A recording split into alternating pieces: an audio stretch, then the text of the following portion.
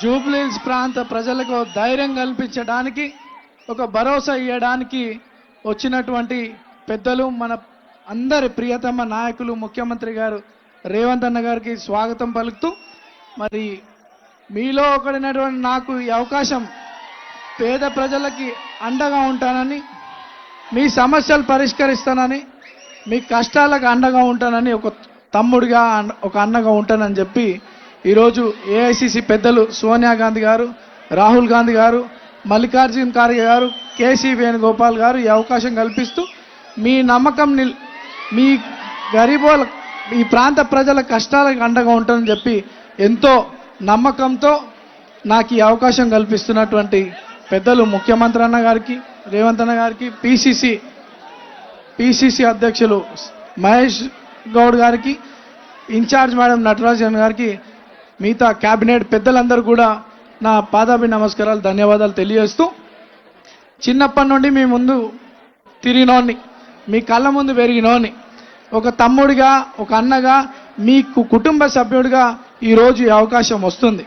ఇది నా ఎలక్షన్ అనుకోవట్లే, ఇది మీ ఎలక్షన్, మీ తమ్ముడు ఎలక్షన్, మీ అన్న ఎలక్షన్, మీ కొడుకు ఎలక్షన్, ఇది మనందరి ఎలక్షన్. ఎలక్షన్ అంటే ఎవరి గురించో, సింపతి గురించో, సెంటిమెంట్ గురించో కాదు, మన ప్రాంత అభివృద్ధి గురించి, మన పిల్లల భవిష్యత్తు గురించి, ఇది మన జీవితాలతో ముడిపడిన విషయం. కాబట్టి ఈ సమయం వచ్చింది. గతంలో 3 సార్లు అవకాశం కల్పించారు, అభివృద్ధి దేవుడెరుగు, కానీ ఈ ప్రాంతం అంతా కూడా అన్యాయానికి గురైంది, అరాచలకు గురైంది. మీ అందరికీ తెలిసినటువంటి విషయమే కదా, ఈ ప్రాంతం ఎంత అన్యాయమైందో మీ అందరికీ తెలుసు కదా. ఈరోజు పొరపాటు చేసుకోకండి, ఈరోజు ఆ పొరపాటు చేసుకోకండి. రేవంత్ అన్న ప్రజాపాలనలో నేను ఏ గల్లీలలో తిరిగినా, ఏ బస్తీలలో తిరిగినా, ఈరోజు మాకు రేషన్ కార్డు వచ్చింది నాయన. ఒక ఇంటికి పోతే సన్న బియ్యం పట్టుకొని కుటుంబం అంతా బయట నించొని కన్నీళ్ళు పెట్టుకుంటానన్ను నాతో మాట్లాడడం జరిగింది. ఓ కుటుంబంకి వెళ్తే, నాయన మా కొడుకు బీఆర్ఎస్ పార్టీలో తిరుగుతున్నాడు 10 ఏళ్ళుగా, కానీ మాకు చేసింది ఏం లేదు, నా ఇంటికి ఇవాళ రేషన్ కార్డు వచ్చింది నాయన, మా ఇంటి ఓట్లన్నీ కూడా కాంగ్రెస్కి వేస్తామని ఓ తల్లి చెప్తా ఉంది. ఇంకో బస్తీకి, ఓంనగర్ అనే బస్తీకి పోతే, ఆ ప్రాంతంలో ఉన్నటువంటి బీఆర్ఎస్ కార్యకర్తలందరూ కూడా ఈరోజు మా గల్లీలో రోడ్లు అయినాయి, డ్రైనేజ్ సిస్టమ్ అయిందని చెప్పి స్వచ్ఛందంగా మా ప్రాంత అభివృద్ధి చెందాలంటే కాంగ్రెస్ పార్టీకి మద్దతు పలుకుతామని చెప్పి కాంగ్రెస్ పార్టీలో చేరడం జరిగింది. ఇప్పుడు మీరందరూ కూడా ఈ సమయం వృధా చేసుకోకుండా సరైన నిర్ణయం తీసుకోండి. మీలో మీ ఇంటి సభ్యుడిగా ఈ అవకాశం కల్పించినటువంటి నాకు అందరూ కూడా ఒక్కసారి ఆశీర్వదించమని చెప్పి కోరుకుంటూ, మరి గతంలో 2018లో 2023లో నాకు అవకాశం రాకుండా చేసినటువంటి పార్టీ బీఆర్ఎస్ పార్టీ. అవకాశం రాకుండా చేస్తే సరే, నా జీవితంలో ఒక తప్పు చేయలే, కానీ అనేక తప్పుడు కేసులు పెట్టి నా జీవితం పాడు చేయాలని చూసినారు. ఈ పబ్లిక్కి ఉపయోగపడద్దు నవీన్ అని అనేక కుట్రలు పన్నారు. ఆ భగవంతుడు ఉన్నాడు. ఈరోజు మీ అందరి ముందు నుంచొని మాట్లాడుతున్నా అంటే మీ అందరి ఆశీర్వాదం, ఆ భగవంతుడు రేవంత్ అన్న రూపంలో, కాంగ్రెస్ పార్టీ రూపంలో వచ్చి మీలో ఒక్కడైనటువంటి నాకు ఈ అవకాశం కల్పించు. గతంలో పొరపాటు చేసుకున్నట్టు ఈరోజు మోసపోకండి. మాయమాటలు చెప్పుకుంటా మన గల్లీలలో తిరుగుతున్నారు. మన పిల్లల భవిష్యత్తు గురించి ఆలోచించండి, మన ప్రాంత అభివృద్ధి గురించి ఆలోచించండి.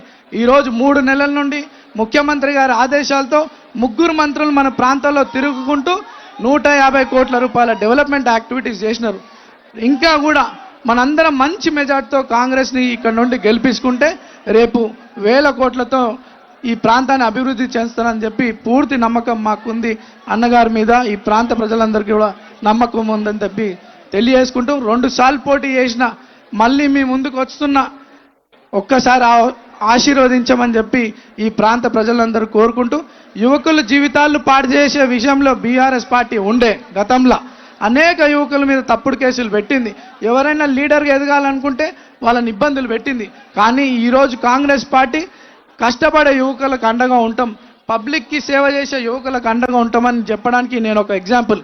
ఈ యువకులను ప్రోత్సహించే విధంగా మన రేవంత్ అన్న పరిపాలన సాగుతుంది. మీరందరు యువకులు చూడాలి. మరి అనేక తప్పుడు ఆరోపణలు పెట్టుకుంటూ నవీన్ యాదవ్ ఒక రౌడీ అని చెప్పి నన్ను ప్రోత్సహించారు. మీ కొడుకు రౌడీయా? మీ కొడుకు రౌడీయా? మీ తమ్ముడు రౌడీయా? మీ అన్న రౌడీయా? మీ తమ్ముడిని, మీ అన్నని, మీ కొడుకుని అనేక తప్పుడు ఆరోపణలు చేస్తూ ఉన్నారు. మీరు నన్ను చిన్నప్పటి నుండి చూస్తున్నారు. మీలో ఒకరిని, మీ స్థానికుడిని. ఈరోజు వాళ్ళకి బుద్ధి చెప్తారా? 11 తారీఖు ఎట్లయితే ఈరోజు వాళ్ళు వేల సంఖ్యలో వచ్చినట్టు యువకులు పర్సనల్ ఇంట్రెస్ట్, రెస్పాన్సిబిలిటీ, ఈ సొసైటీ రెస్పాన్సిబిలిటీగా తీసుకొని ఇండ్లకి మన కుటుంబ సభ్యులని, స్నేహితులని, బంధువులందరినీ కూడా పోలింగ్ స్టేషన్ తీసుకుపోయి చెయ్యి గుర్తుపై ఓటేసి అత్యధిక మెజార్టీతో కాంగ్రెస్ పార్టీని గెలిపించాల్సిందిగా యువకులని, మహిళలను, పెద్దలను అందరినీ కూడా కోరుకుంటూ ఈ ప్రాంతంలో కాంగ్రెస్ పార్టీని గెలిపించడానికి వచ్చినటువంటి మంత్రులని, ఈ ప్రాంతాన్ని మనందరికీ నమ్మకాన్ని కల్పించడానికి వచ్చినటువంటి పెద్దలు, ముఖ్యమంత్రి గారికి మనస్ఫూర్తిగా ధన్యవాదాలు తెలియజేస్తూ జై కాంగ్రెస్, జై కాంగ్రెస్, చేతి గుర్తుకే, చేతి గుర్తుకే, చేతి గుర్తుకే. Thank you so much.